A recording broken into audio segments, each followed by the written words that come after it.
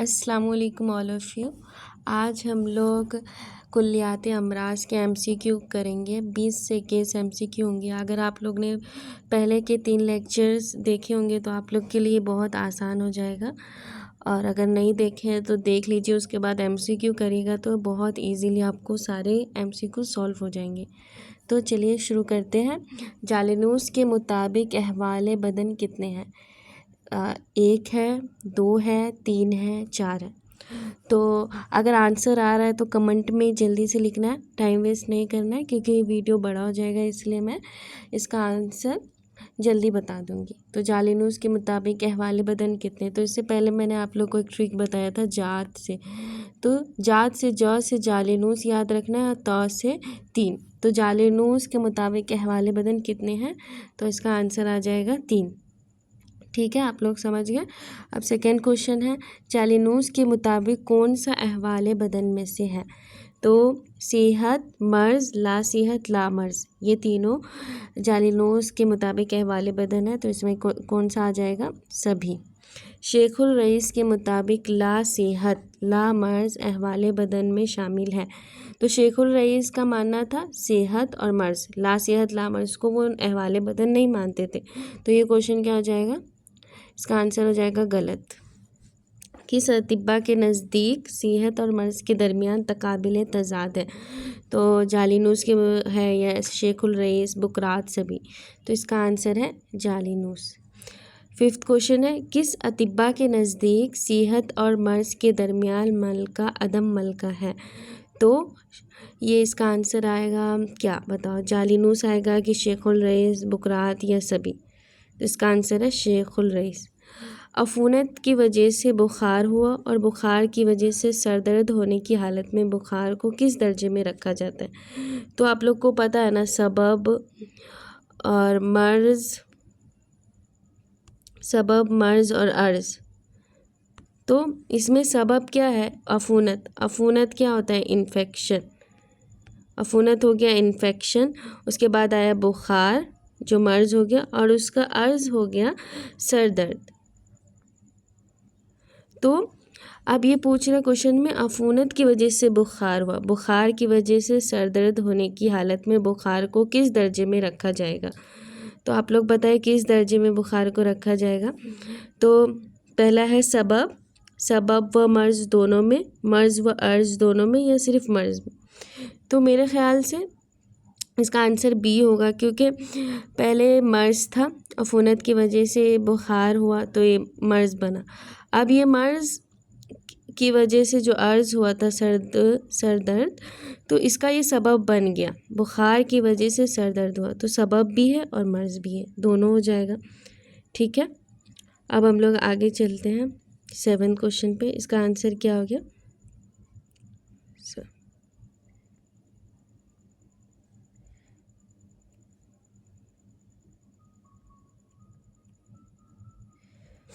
और 7th question है, बुनियादी तौर पर अमराज की कितने किस्में हैं? तो बुनियादी तौर पर अमराज की 2 किस्में हैं, अमराज मुफरद और अमराज मुरक्कब। तो इसमें क्या लिखेंगे? 2 है, 3 है, 4 है, 5 है। तो क्या आएगा? 2। क्वेश्चन नंबर 8 है, मुफरद मर्ज़ मंदरजा झिल में किस मंदरजा झिल में से कौन सी नौ या हालत से ताल्लुक़ रखता है? मिजाज, सोए मिजाज है, सोए तरकीब और तफर्रुक इत्तिसाल। तो मैंने आप लोग को पिछले लेक्चर में बताया ही है कि मुफरद मर्ज़ क्या होता है और मुरक्कब मर्ज़ क्या होता है। तो ये जो सोए मिजाज और सोए तरकीब है और तफर्रुक इत्तिसाल में से कोई एक हालत पाई जाती है जो उसको मर्ज़ मुफरद कहते हैं, और अगर तीनों या 2 हालत पाई जाती है तो उसको मर्ज़ मुरक्कब कहते हैं। तो इसमें देखिए क्या है, 1 2 3, सिर्फ 2 से, तीनों में से किसी एक से, या 1 या 2 से। तो क्या इसका आंसर रहेगा? तीनों में से किसी एक रहेगा, कोई भी। सोए तरकीब रहा है, सोए मिजाज रहा है, तफर्रुक है, सो मर्ज़ मुफरद कहेंगे। ठीक है, अब है, किसी उज़्व में सोए मिजाज में तफर्रुक इत्तिसाल है तो मर्ज़ किस तरह का होगा? तो देखो, अब इसमें सोए मिजाज भी है, तफर्रुक इत्तिसाल भी है, तो कौन सा मर्ज़ हो सकता है? तो मर्ज़ मुरक्कब होगा कि मर्ज़ मुफरद होगा कि ला सेहत ला मर्ज़ होगा, या कोई भी नहीं? तो इसका आंसर होगा मर्ज़ मुरक्कब। ये तीनों हालत पाई जाती है। ठीक है, उसके बाद 10th क्वेश्चन हो गया, सॉरी 9 हुआ। 10 क्या, सोए मिजाज के एतबार से अमराज़ी मुफरदा की किस्में। तो 2 है, 4 है, 8 है, 10 है। तो अमराज़ी मुफरदा की 4 किस्में हैं, भार, बारिद, याबिस, रतब, याबिस। सोए तरकीब के लिहाज से अमराज़ी मुफरदा की भी 4 किस्में हैं। ठीक है, अब आगे चलते हैं। ये मैं थोड़ा सा आप लोग को एक्सप्लेन कर देती हूँ, उसके बाद आगे के क्वेश्चंस आपके लिए इजी हो जाएंगे। सोए तरकीब, तो सोए तरकीब क्या होता है, इसके 2 पार्ट है, खिलकत है, मिकदार है, अदद है, वज़े। खिलकत बनावट, मिकदार क्वांटिटी, और अदद नंबर, वज़े पोजीशन। तो खिलकत की भी 4 टाइप होते हैं, शक्ल, मजारी, अवैया, सिफ़ात। अब हम लोग शक्ल के एग्जाम्पल पढ़ेंगे कि गोल उज़्व का चिपटा हो जाना, इसका एग्जाम्पल है। सीधे उज़्व का टेढ़ा हो जाना, जैसे रिकेट्स में होता है।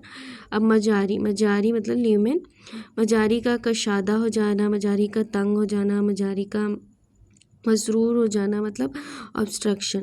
तो एग्जाम्पल है मर्ज़ दवाली, वेरिकोसिस, और मर्ज़ बवासी, मजारी कशादा का।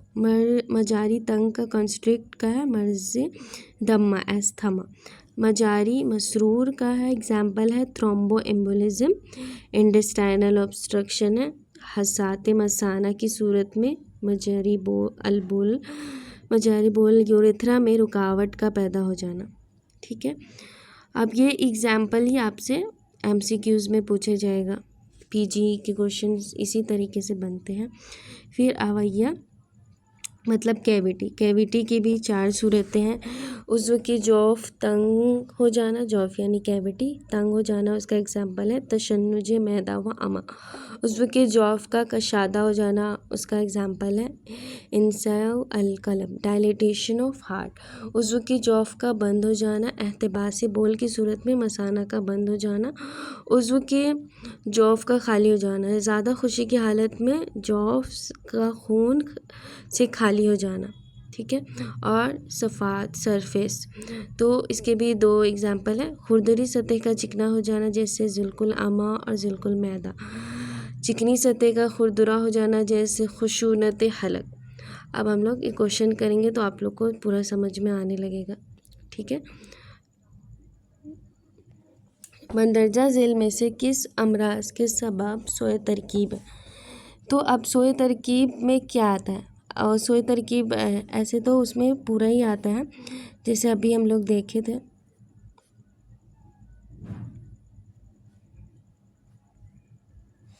देखिए, सोए तरकीब में खिलकत है, मिकदार है, अदद है, वज़े। मगर खिलकत की यहाँ पे क्या लिखा है, अमराज खिलकत, अमराज मिकदार, अमराज अदद, अमराज वज़े, अमराज तफर्रुक एतसाल।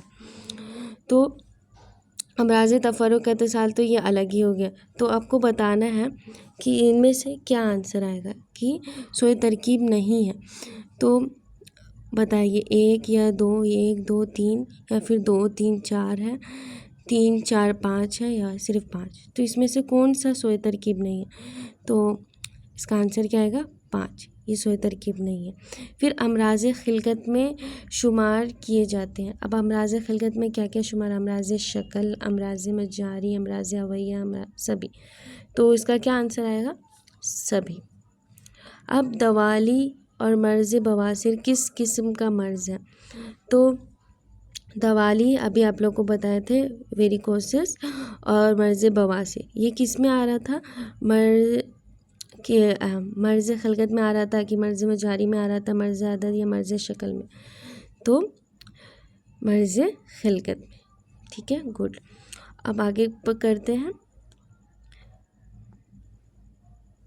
तशन्नुज मैदा और तसिया अलकल्ब। तशन्नुज मतलब कॉन्स्ट्रिक्शन ऑफ स्टमक, और तसिया अलकल्ब हो गया डायलिटेशन ऑफ कल्ब। तो किस किस्म का मर्ज़ है, मर्ज़ शक्ल है, मर्ज़ अवैया है, मर्ज़ मिकदार है, या सभी। तो इसमें कोई भी चीज़ हो रहा है तो वो ल्यूमेन का कुछ गड़बड़ हो रहा है। जैसे कि आप लोग ऊपर देखे होंगे तशन्नुजी मैदा और तहसील दोनों अलग एग्जाम्पल है, मगर उसका जो ऊपर है अवयव के अंदर आता है, जैसे कैविटी के अंदर उज़्व के जौफ का तंग हो जाना तशन्नुजी मैदा है, और उज़्व के जौफ का कशादा हो जाना इंसियाल डायलिटेशन ऑफ द हार्ट। तो इसका आंसर क्या आएगा? मर्ज़ शक्ल, मर्ज़ अवयव, मर्ज़ मिकदार या फिर सभी। तो इसका आंसर आएगा मर्ज़ अवयव। गुड। अब है आंतों की खराश और सहजुल अमा ज़िल में किस किस्म के मर्ज़ है? तो आंतों में खराश होता है, जैसे कि अभी हम लोग पढ़े थे कि चिकनी सतह का खुरदुरा हो जाना, खुरदुरी सतह का चिकना हो जाना, तो यह आएगा अमराज़ सिफ़ात। आंतों में खराश हो जाना और सहजुल अमा, ये सब अमराज़ सिफ़ात। मंदरजा ज़िल में से अमराज़ सिफ़ात में से सफ़ाह में से है, ज़िलकुल अमा है या दवाली है और या बवासीर है या कोई नहीं। तो क्या आएगा इसका आंसर? ज़िलकुल अमा।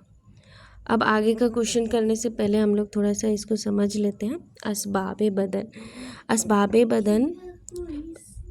असबाब बदन जो बदन की सेहत या मर्ज़ के लिए ज़िम्मेदार होते हैं। असबाब बदन 4 किस्म के होते हैं: असबाब मादिया, असबाब फ़ाइलिया, असबाब सूरिया, असबाब तमामिया। असबाब तमामिया को गाया भी कहते हैं।